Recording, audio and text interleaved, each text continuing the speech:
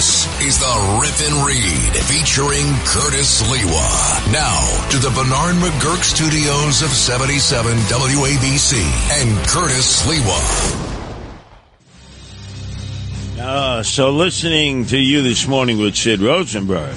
That's right. Oh, Sid, surprise. The Zuckerberg, dressed all in black, sent a letter to Chairman Jordan, Congressman Jordan of the committee that's investigating Meta World Peace. Is that what he named his company after, Meta World Peace? Might have been the basketball player. Maybe. Yeah, Ron Artest with the anger management issues, right? I liked it when he was Meta World Peace. I thought that was a great name. Oh, yeah. Well, remember when he won the World Championship, NBA Championship with the L.A. Lakers, they asked him, who do you attribute this to? You know, God, my family. No, right. My shrink, my psychiatrist. That's what he said? Oh, yeah. And he needed one.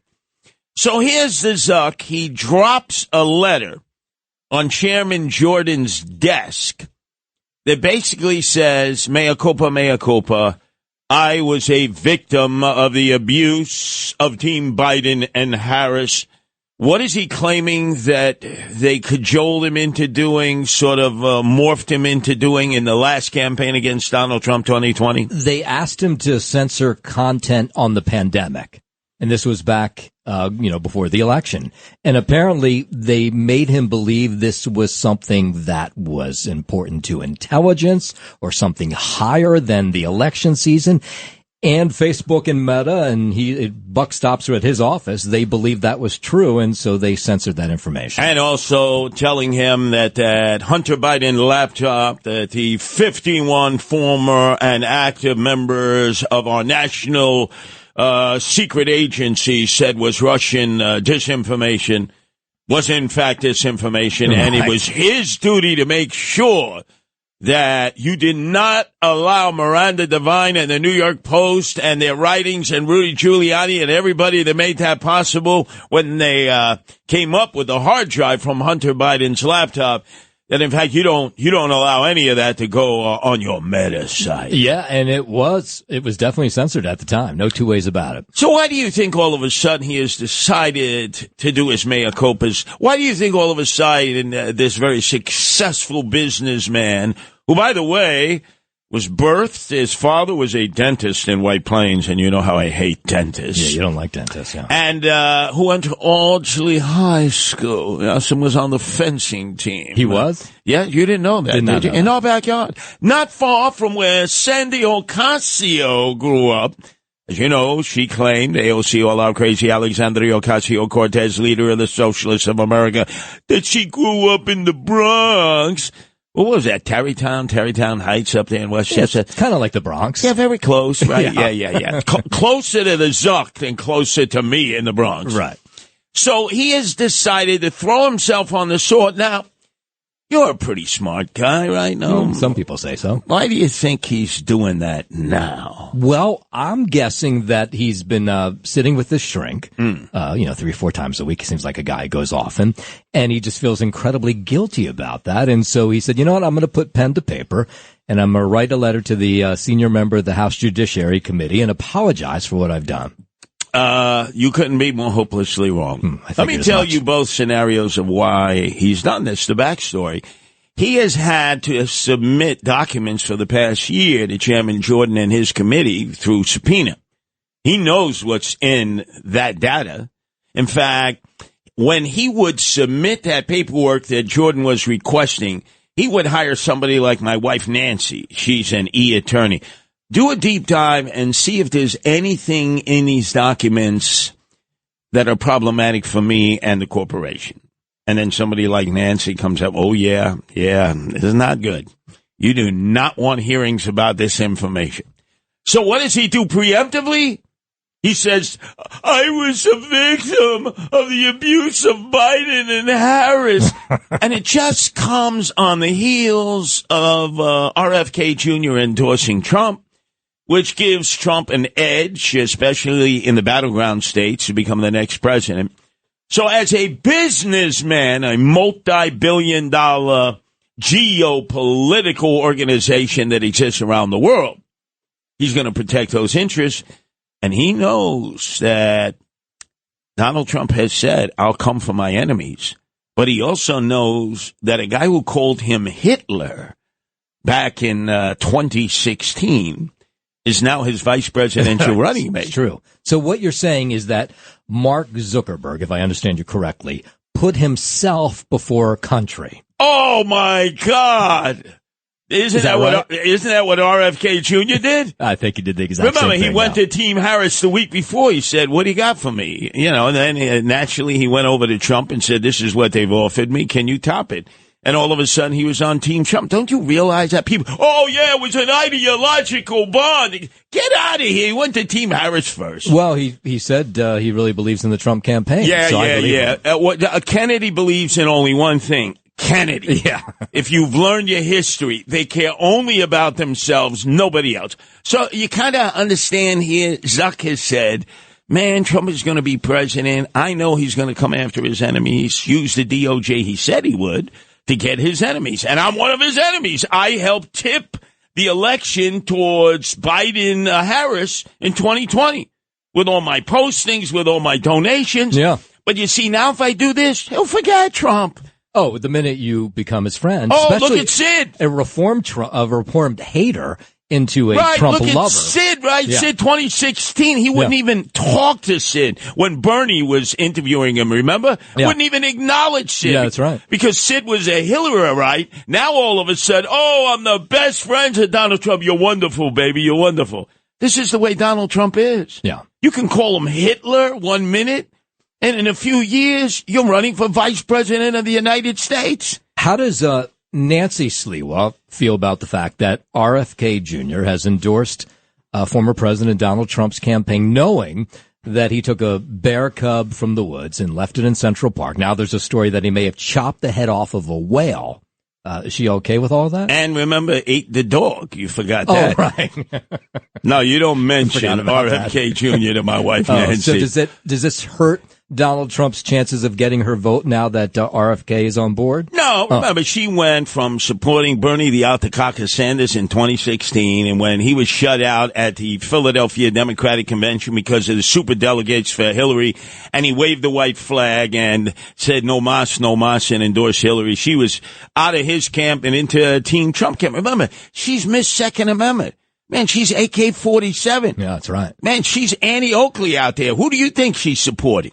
I think she's supporting Donald Trump. Of course. But meantime, it's time to move on because I noticed that James Christopher Flippin, who wears his Hillbillies for Vance shirt with pride. That's his middle name, Christopher? Yeah, because I say I don't trust anybody with three names, right? He's decided to accentuate three names, don't we? Excuse me? Don't we all have three names? Oh, I don't call myself Curtis Anthony Sliwa. Yeah, but you have three names. Yeah, but the people like J.D., come on. What is that, James Dean Vance? So anyway, I don't trust anybody with three names. So he's down on the Jersey Shore, right?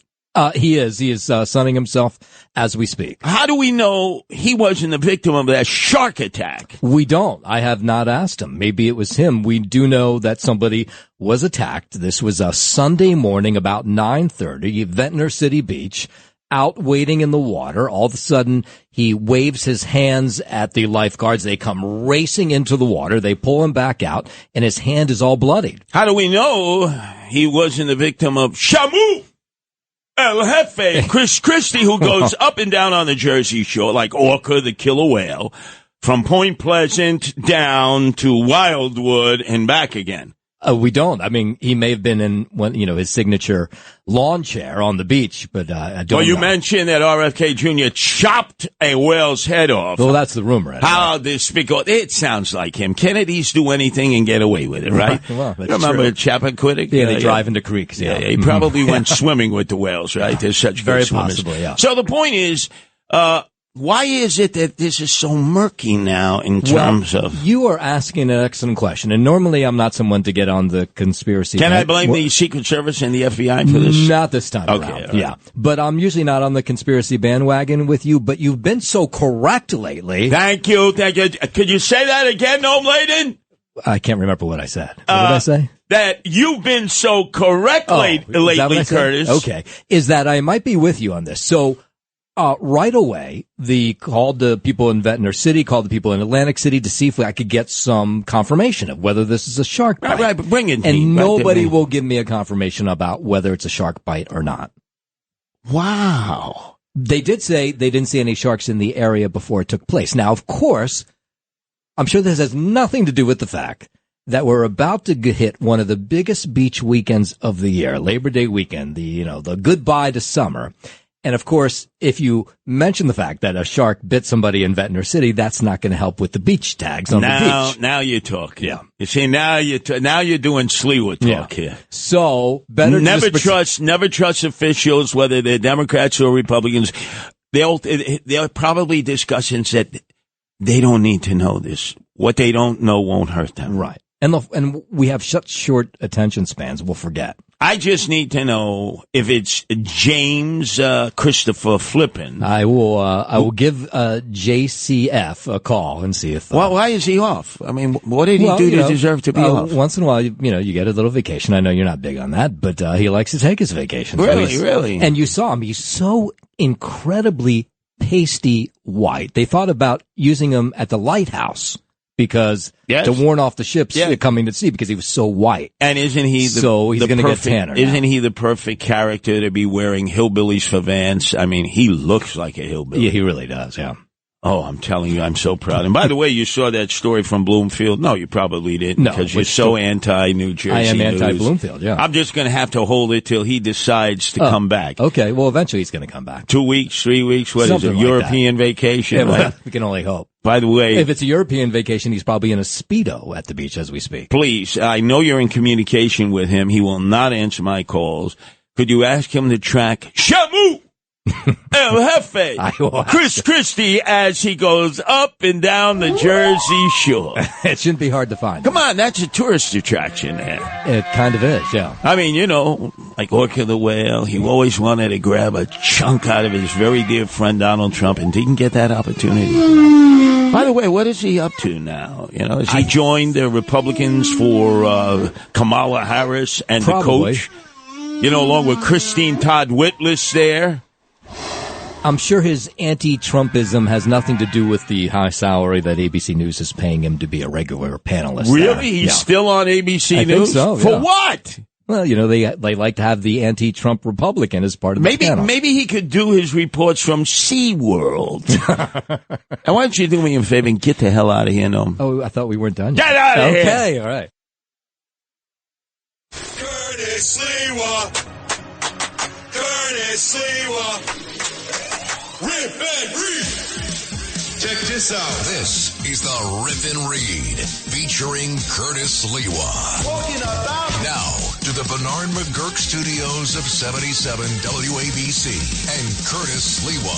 This is the Rip and Read.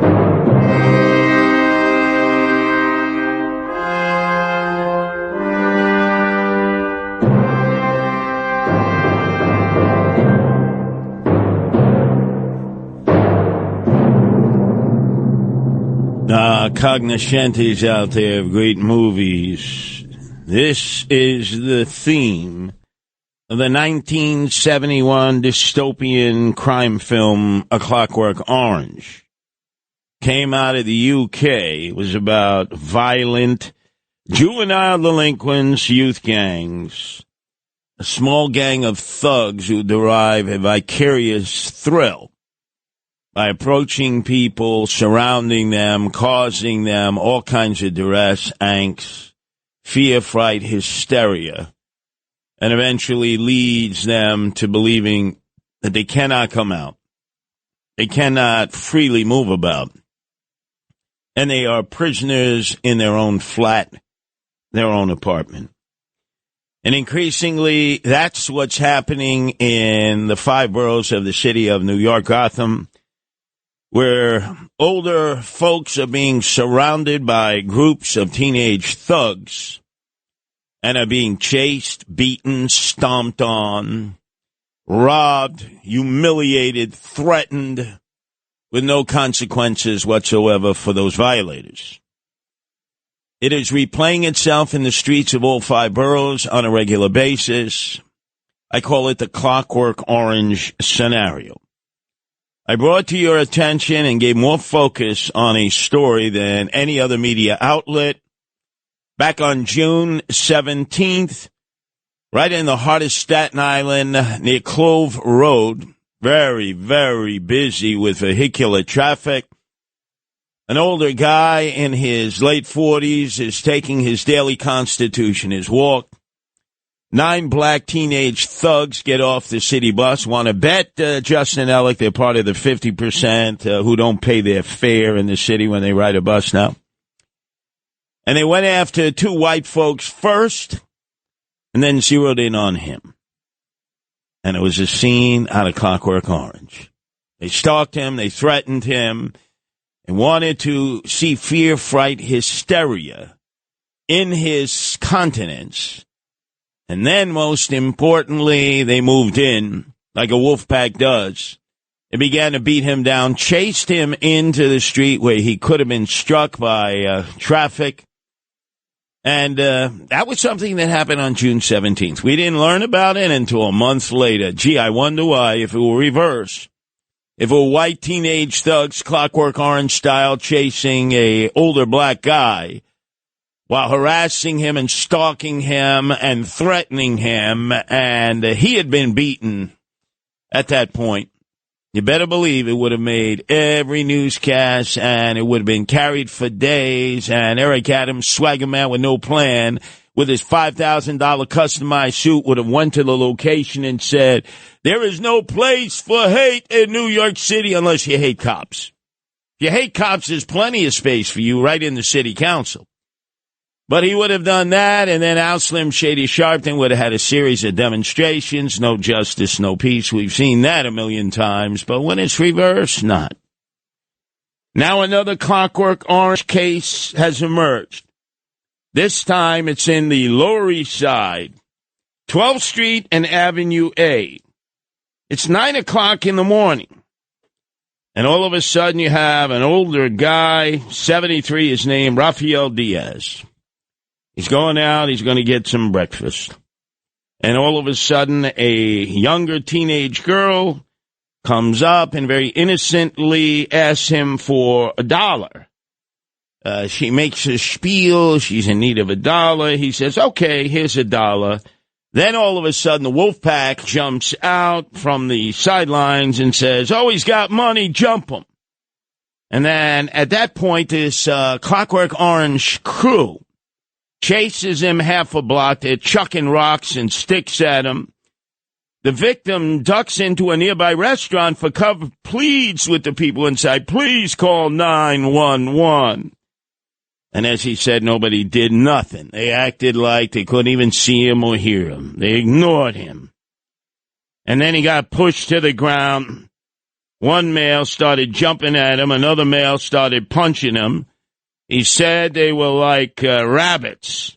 They were all over the place.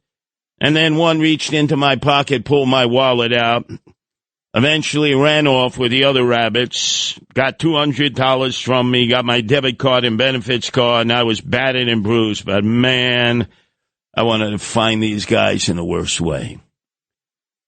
I wanted them to feel street justice. Did members of the 9th Precinct nearby catch anybody? No. It's so typical in New York City.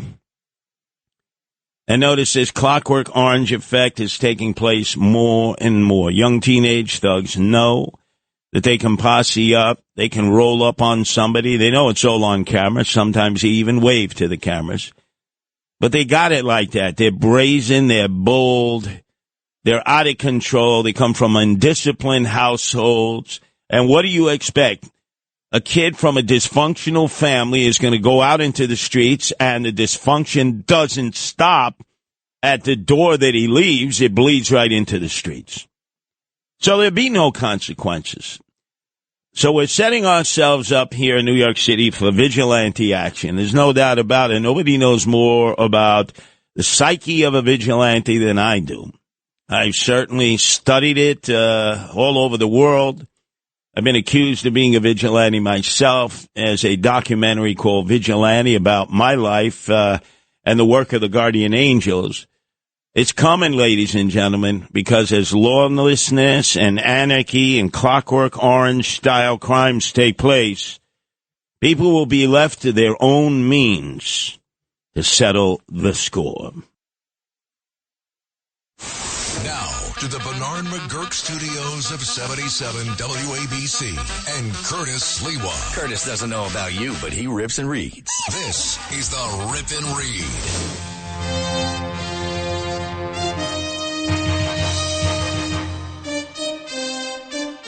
Wow. The FBI. Originally, when I was growing up, the FBI, the acronym stood for Forever Busting Italians.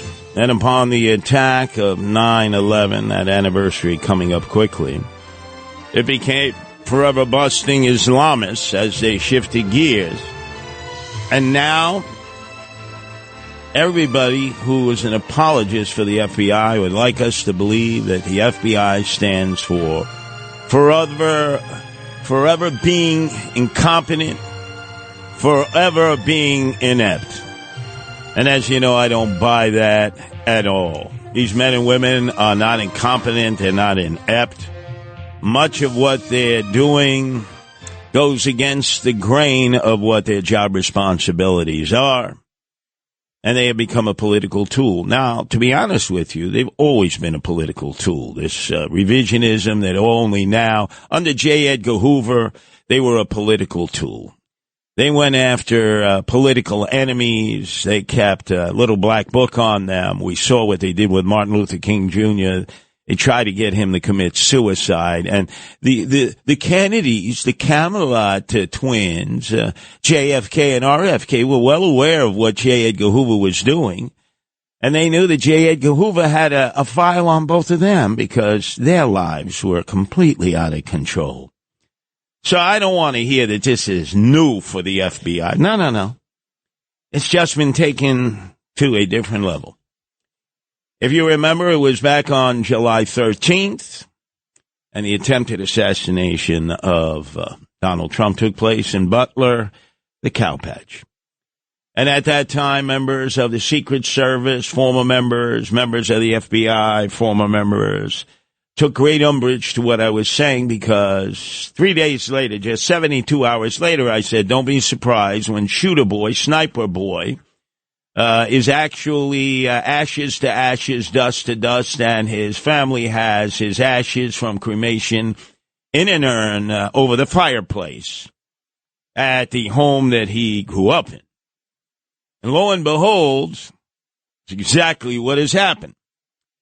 So earlier today, combined with the mea culpa of Zuckerberg and Meta about how the FBI and the Biden-Harris administration had worked with them to destroy the Trump ability to run for re-election, and most importantly, to stop any information that was being put out there about COVID and coronavirus, and most importantly, to stop any information about the Hunter Biden laptop that turned out to be true.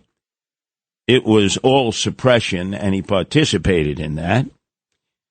Sid Rosenberg actually had on a gentleman from the Sullivan family, first in war, first in peace, the seven brothers out in the Rockaways, Russ Sullivan. But before we get to Russ Sullivan, who had served with Secret Service more than 20 years, let me take you back to that first Monday, which was a few days after the attempted assassination, when Sid Rosenberg was doing the morning show from Milwaukee, waiting for the opening gavel of the procession that would continue on a Thursday night when Donald Trump accepted the nomination of the Republicans, and everyone packed their bags and went home.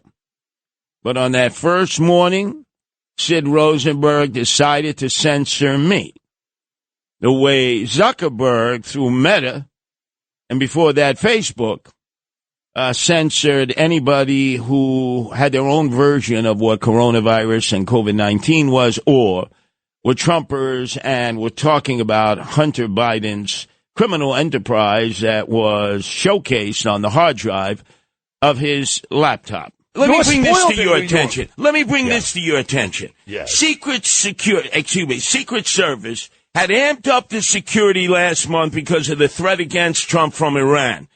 That's amped up security? No, come on, Sid. Right. They did a bad job. Oh, my God. Did you see those female secret security officers fumbling their guns like Barney Fife? What the hell is wrong with you, Sid?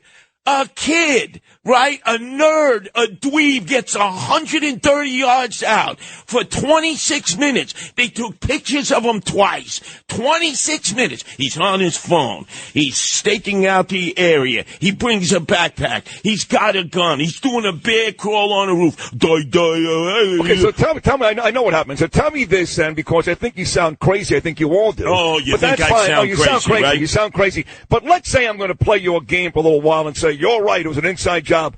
Who was it? Who got paid off? Who was it? The Secret Service? Did Biden tell the people to allow this kid to shoot Trump? Why don't you give me the scenario which proves your story above and beyond a lousy job by Secret Service? Give me the scenario. Sid, let me ask you a question. Why are they closing? Hold on, Curtis, don't answer my question. Why are they closing this investigation on this guy now? Why?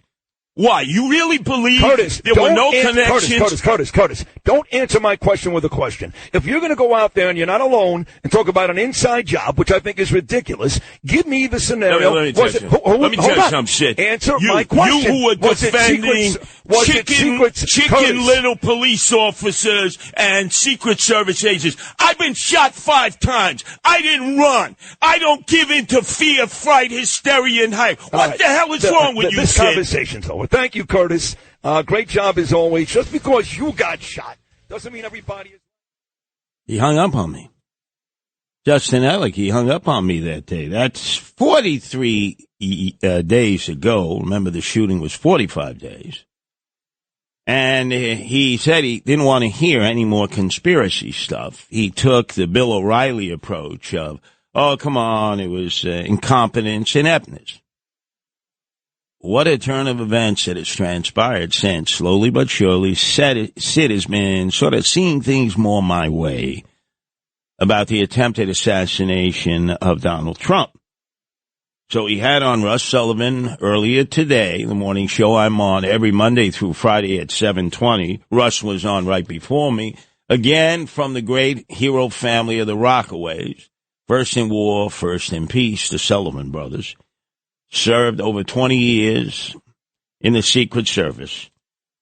And both Russ and Sid have actually started coming over to my side. You were my very first guest in Milwaukee. Very first. 6:45, locally 5:45 in Milwaukee, 2 days after Trump got shot at the RNC convention.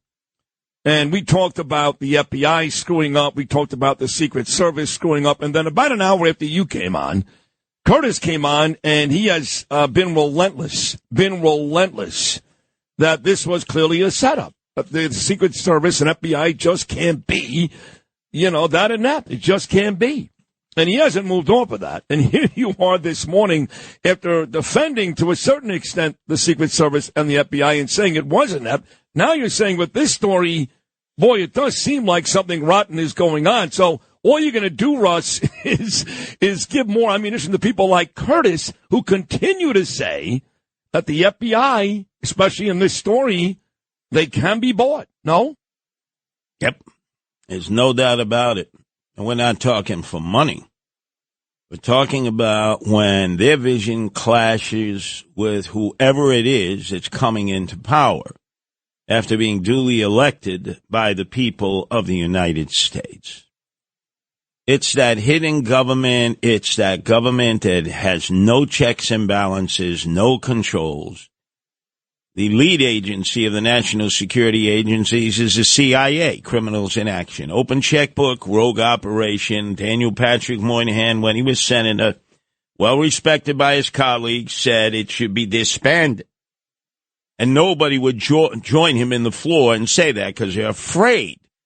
They're afraid of these national security agencies. They're afraid of the FBI. They're afraid of the Secret Service. They're afraid of the CIA.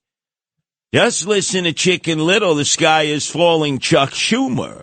You take on the intelligence community, they have 6 ways from Sunday at getting back at you. So even for a practical, supposedly hard-nosed businessman, he's being really dumb to do this. And he was talking about Donald Trump having been elected president 2016. He was talking about his presidency a year later.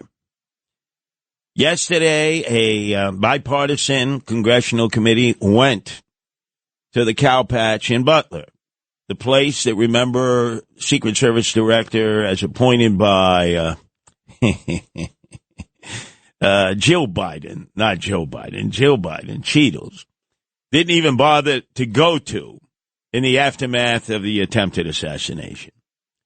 We learned more information. Justin Ellick, are you aware that the FBI, supposedly incompetent, inept, scrubbed the roof of the warehouse where, remember, no Secret Service officers were placed, no police officers, not even a security officer, not even a weather vane was placed up there, nothing. So the FBI scrubbed the roof of the warehouse after the gunman was pronounced dead. Sounds to me like good old destruction of evidence that we've seen at crime scenes before. Since when do you scrub the evidence? You leave it there for days.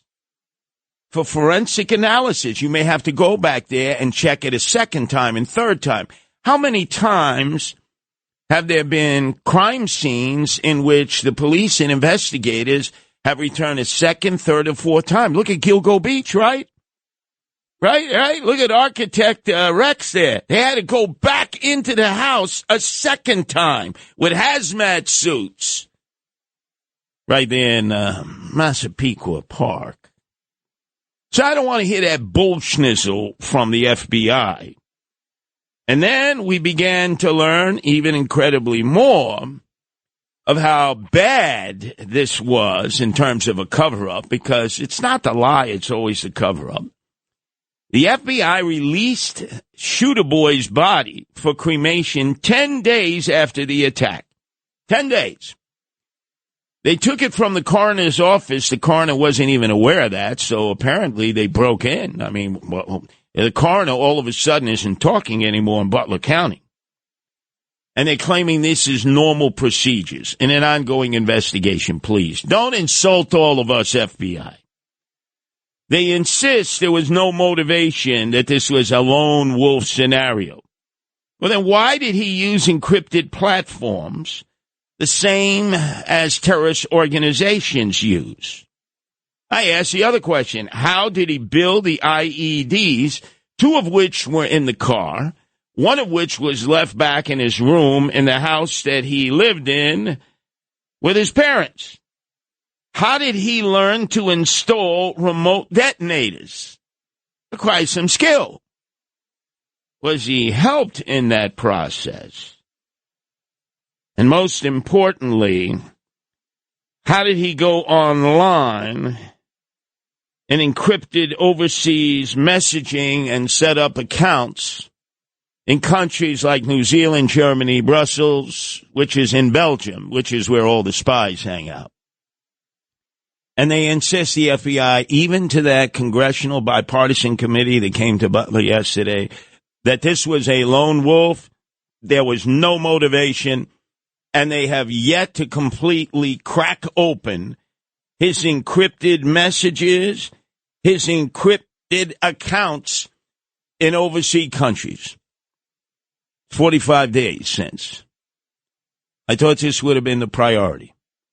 And we're talking about Zuckerberg, how all of a sudden Zuckerberg is apologetic for stacking the deck against Trump in the first election, 2020.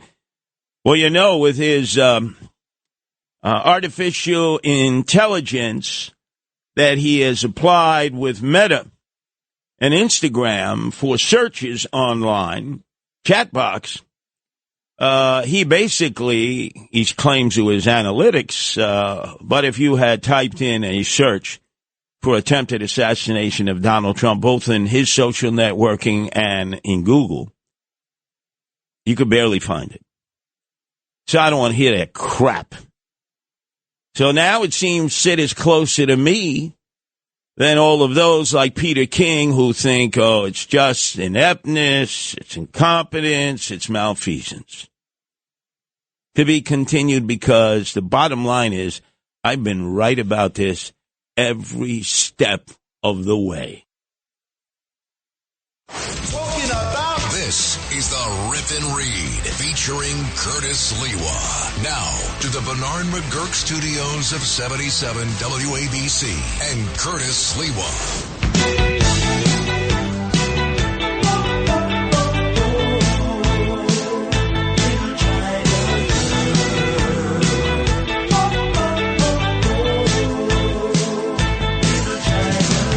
I could escape this feeling with my China girl. I feel a wreck without my little China girl. Oh, David Bowie, a.k.a. Ziggy Stardust, singing about that China girl. Well, I must tell you, on my radar last night, it was all Chinese American. As we go into this election cycle, I was meeting with Republicans, Chinese Americans, Korean Americans who are running for office locally against their Democratic adversaries, most of whom are also Chinese Americans. And I sat with Philip Wang at the Blue Bay Diner, which for many of you, as you know, it's right across from St. Francis Prep, Francis Lewis Boulevard, magnificent diner right there. It's been there for years. Great brunch on Sundays. But I sat there, and there was a conga line of different Chinese Americans coming in, and we were talking about the influence of the CCCP, the Communist Chinese Party in Red China, or what some people call mainland China, on the heels of the FBI busting a pro-democracy activist, at least he originally was, who was arrested after Tiananmen Square, actually did time in the gulags of Red China, and then eventually was able to work his way to the United States as a political refugee through Taiwan, Taipei, and then into the United States. And then he began to collect money from the Red Chinese and go to all kinds of events. And it's sort of like what I saw in Cuba when I was there, the Committee for the Defense of the Revolution. They're rats, people who walk around with books and write everything down about people and report them. In this case, for money to the Red Chinese. Who's talking out against them?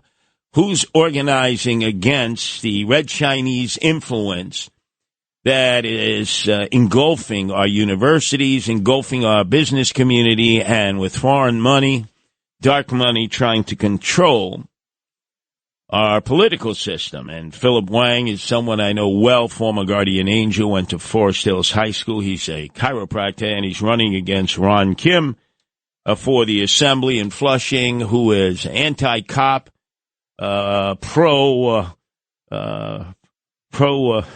no cash bail and defunding the police. This guy hates the police. So I'm doing everything I can to work for him. But since I have been so negative towards the FBI and the Secret Service and the national security agencies, here's a job that we need the FBI to do. Look, the FBI has only about nationally, when last I remember, about 35,000 employees. Maybe out of that, 15,000 special agents. They deal with various divisions: intel, counterintelligence, terrorism, criminal activity, and cyber activity. They need to have one devoted just simply to the Red Chinese, who are infiltrating every aspect of life in the Asian community and trying to determine the outcome of what happens there. And so I have spent a lot of time with Asian candidates warning them They're going to offer you money. The CCCP is going to offer you money. They're going to offer you help. They want to control you. They want to destroy America, and they want to go after all of those Chinese and Koreans and other Asians who speak out against the totalitarian dictatorship and regimes that they have all escaped from in order to come here to America. Ladies and gentlemen, it's a massive amount of money. I won the vote in the Asian community against Eric Adams, first Republican ever to do that, to beat a Democrat with the Asian vote, because he went for the red Chinese money through Winnie Greco, his corrupt Asian outreach worker who loves red China and says so publicly. He took all their red Chinese money. It's probably why he's going to end up in federal prison. I went the other route and said no red Chinese money.